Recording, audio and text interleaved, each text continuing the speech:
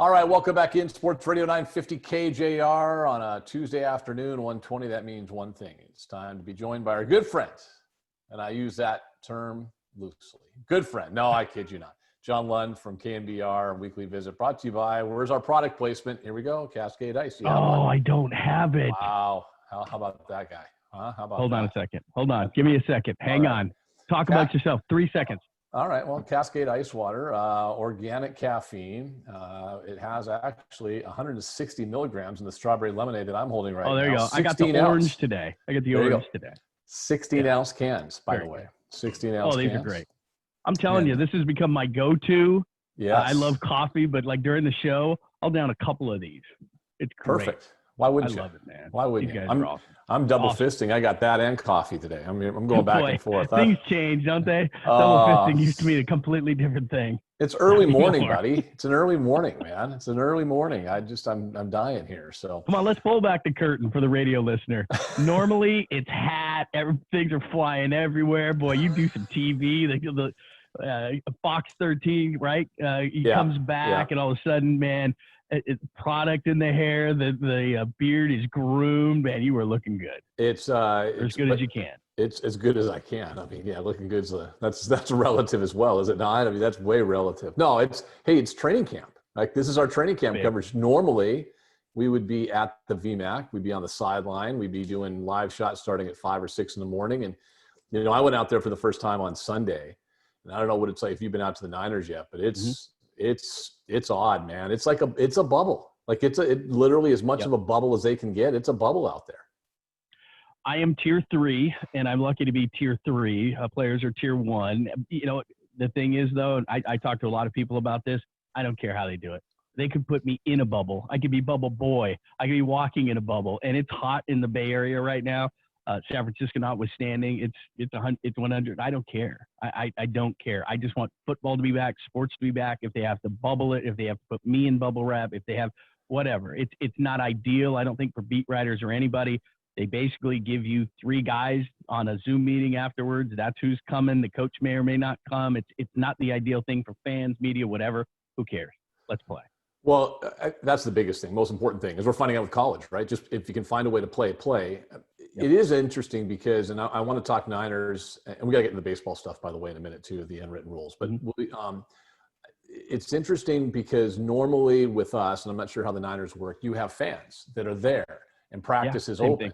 And practice is open, and so you can report on whatever you see and whatever happens as long as the fans are there. And a lot of people are saying, hey, what's going on out there? What are you seeing? I mean, we're doing live shots this morning. I said, listen, we're doing a training camp special every day from 1 to 2. At 1:59:59, the cameras are off, and every other camera there is off. So it's like it's lockdown city already. And football coaches, they're also paranoid. It's like deep dark secrets going on behind closed doors and guys in shorts and a helmet. But yeah, so it's hard to even, I think, articulate what you see at camp. And who's doing what. And, I know we're not supposed to talk about rotations. Is Bruce Irvin a linebacker? Is he defensive end? Is, who's your starting offensive line? Well, once the cameras are off, if it switches up, you can't really say much about it. So it's a little bit different this year. I know it's frustrating for media because, inherently we want to tell people what's going on and we want to discuss what's going on. Well, a lot of things, even if we see it, we can't talk about it. So it's a little bit frustrating, but like you said, the bottom line is this: let's get the games going in September. And I think the NFL is doing a hell of a job in that regard. Well, everybody's learning something. Remember a couple of months ago when the NFL sat back and said, we're learning. They're learning from the NHL bubble, which is doing a great job in the 2-city format, which baseball may go to in the playoffs.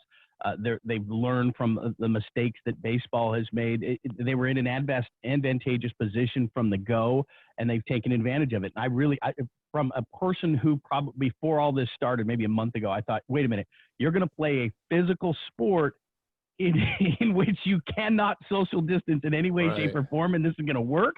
Now, I still don't know if it's going to for the amount of time we need it to, but they're off to a really promising start. Well, I mean, hockey's a great example. I mean, it's in a true bubble. And I mean, by the time you got there, you could almost quote unquote seal the bubble, right? As long as nobody broke the protocol. And I mean, that's as physical a sport as you get. I mean, it's interesting. I've seen it feels like more fights in the playoffs this year than I ever have in the NHL. Like they don't care. They're like, it's fine. We're right in each other's face, what have you.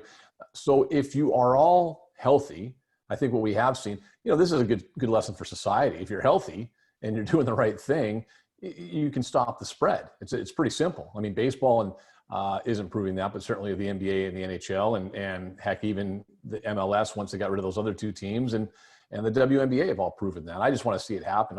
Let's talk some football. Let's because it is hard. It's like you said. I think you were talking to my producer before, Kevin, about it's hard because we want to interview guys. We want to tell stories. You want to get to know guys, and you get one or two guys a day. The coaches talk before practice, so you don't know what's going on. Oh, hey, this guy's sitting out. Well, can't talk to him for 3 more days, so it's like cloak and dagger stuff.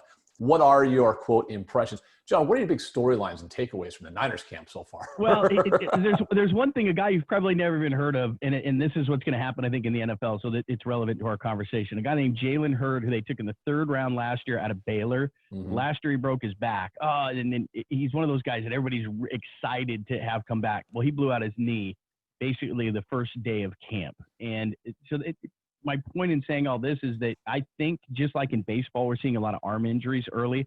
I think in the NFL, because guys worked out on their own. Debo Samuel's down with a Jones fracture right now. He did that a couple of months ago. A lot of guys went with Jimmy Garoppolo and worked out in Nashville, Tennessee, where George Kittle lives. And some guys got hurt. Richie James, their kick returner, one of the receivers. These guys are going to get hurt because they were working out on their own. They have had no OTAs. They have had very little interaction, and now you're going to run out onto the field and you're going to go at it 100%. So I think one of the storylines is going to be injuries, and a camp philosophy always of mine is we have to report stuff. I have to, what's the play of the day? Who's the player of the day? That gets clicks. And so we have to give that to the people, even if we have limited access to the players. But the only thing that matters really in camp is not who looks good or who's emerging, it's injuries. That's it. Like if you hear about anything, blah, blah, blah, blah, blah. Injury, what did you say? Injuries are the thing in training camp. There's no John Lund joining us, KMBR Weekly Visit, brought to you by Cascade Ice Water. I think that's the hardest thing and then you see a guy get hurt. The hard thing is then you can't talk to a coach, because I don't know what the Niners do. The Seahawks, they're doing all the interviews pre-practice. So something happens and you can't even talk to anybody afterwards and say, and it doesn't benefit them either, because they can say, hey, he just he felt something in his calf. So and we speculate because we've got time to fill. Yeah, that's right? What we do. That's what we do. That's what we do. Hey, let me swing over to baseball for a second. The unwritten rule, and we all probably woke up this morning because I'm sure there weren't a lot of people watching the Rangers and the Padres last night. I mean, maybe that's a big watch somewhere, but probably I doubt it. Tatis Jr. hits a grand slam home run. His team was up by 7 at the time, and in the 8th inning, top of the 8th inning, swung on a 3-0 pitch. And not only did the Rangers not like it, but his own manager criticized him as well, saying he should have taken the pitch. He missed the signal, should have taken the pitch. And I mean, it brings up the whole unwritten rule thing again in baseball. It's interesting because the more I look at it by the time we're taping this today, John, whereas initially it was unwritten rule and he's a knucklehead for doing this. Even Johnny Bench is coming out and saying, come on, man, make a better pitch. There's no such thing. You swing the bat no matter what. It's baseball's unwritten rules get dumber by the day, but this one might take the cake because everyone's turning on everybody else right now. It's like most people, even Johnny Bench is saying, Trevor Bauer, okay, he's not the voice of reason, but he's like, no, man, make a better pitch. Right. I mean, look, it's professional sports. The unwritten rules, I get so tired. If you go back and you watch the video, though, I'm embarrassed for the Rangers manager who's yelling through his mask something at the Padres dugout. He just threw a cookie down the middle to right now, who is the best player in baseball, the most fun player in baseball.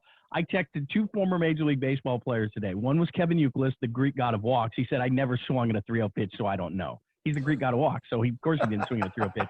The other one is a former Philly, and he told me he went oppo on a 3-0 pitch. That's awesome. So everybody has a differing opinion, even if they know the unwritten rules in baseball. But to me, and this goes across all sports, just a general philosophy, it's professional sports. Mm-hmm. And you can't make a comparison, by the way. I heard other people say, well, it's like in football being up 35-0 and throwing a bomb.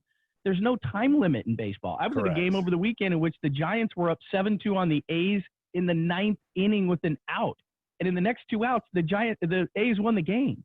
There's no time clock in baseball. Now, it looked bad. What was it, 10-3 when he hit it? Yeah. I get that.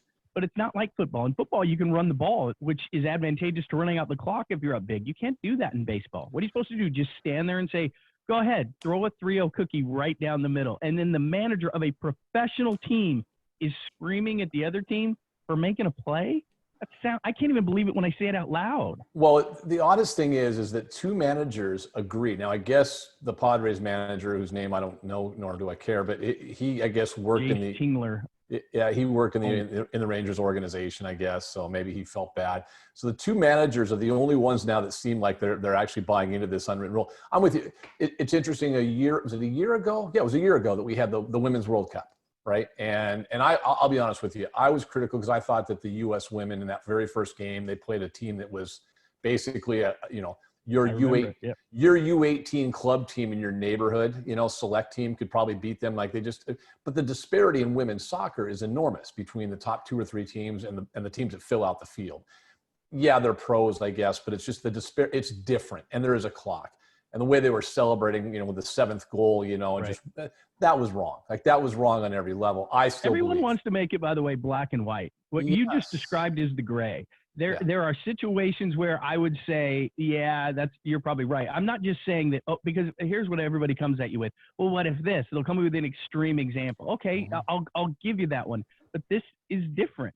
Baseball to me is different. And if you're going to throw a cookie as a professional, look, we're not in Little League where you're trying to teach Billy the rights and the wrongs. This is professional baseball. You know that if you throw a fastball right down the middle to especially the best player in baseball right now, he's going to take it deep. That's not on him. That's on you. No, just the fact he got criticized by his own manager is just bush, right? Especially a 23-year-old kid who's your best player, who's going to emerge as one of the best players in baseball, and you don't have his back. That's a problem for you. It's a huge problem. Yeah, and you're right. We are living in a world probably never as much so as right now. That's yes, no, black, white, right? And sometimes there is something in between, and sometimes there is context. College football has the have and have-nots. Alabama scores its 82nd point against Idaho. There's something wrong with that, unless it's just straight run plays up the middle every time. Because you said it right. There's a clock. You can get to the end of the game. Women's soccer last year, you can get to the end of the game without embarrassing somebody. Major League Baseball, you should never be embarrassed. Listen, we know. We've got a team that hasn't been in the playoffs since 2001. We know embarrassing. We know it better than anybody up here. But it's Major League Baseball. You're not playing a AAA team, right? Come on. And I'm the same way. Look, if people said, well, he wouldn't steal a base, whatever. At the professional level in baseball, get guys out. Yeah. Just get guys out. If you're in football, like you said, you can run it out. If Alabama in that same game that you described runs it up the middle with a third stringer and he goes 80 yards, sorry. That's what we're trying to run the clock out, but you didn't tackle me. I can't just lay down. It's different if you have Tua in there at the end of the game hucking a ball down the field. It's like, okay, there's something. Well, in fact, it happened in the NHL last week. Philadelphia and Montreal. Montreal is up 4 or 5-0 late. Clock's ticking down. They get a late power play. And their interim coach puts out their first power play unit against Philadelphia. And he's like, and Alain Vigneault is the Flyers coach. He was pissed. He's like, that's wrong. But the best part about that was they came back and shut him out the next day. He used it against them. And that's what you do. That's an unwritten rule in hockey. It's the game's over. You give your third or fourth line a chance to go cheese and get a goal. You roll out your first line. That's messed up. If it's a regular season, someone's going to goon you up. They're going to jump your best player. Instead, they used it to their advantage. They came back and beat him 1-0 the next game. I thought it was awesome. He can complain and probably maybe had a right. I'd be more mad if I was a fourth line player going, come on, man. I can't play. What am I doing here? Come on. I can't get in the game now. What am I going to get in? John Lund can't be. John Lund can't be our I had was yes. Manny Machado was the next batter for the Padres, and they threw behind him. What kind of crap is that? Yeah. What is that? And then the umpires got together and they didn't throw the pitcher or the manager of the Rangers out. It's clearly an unwritten rule was broken, and then I have to throw behind you. How dumb is that? The unwritten rules are so dumb. So the guy goes Oppo, the most exciting player in baseball. We're having a lot of fun. We've had a lot of negative in baseball. This guy's fun and great and all these things. It's an Oppo 3-0 grand slam. And the answer is, I'm going to throw behind the next guy. Doesn't logic tell you, how about I strike the next guy out?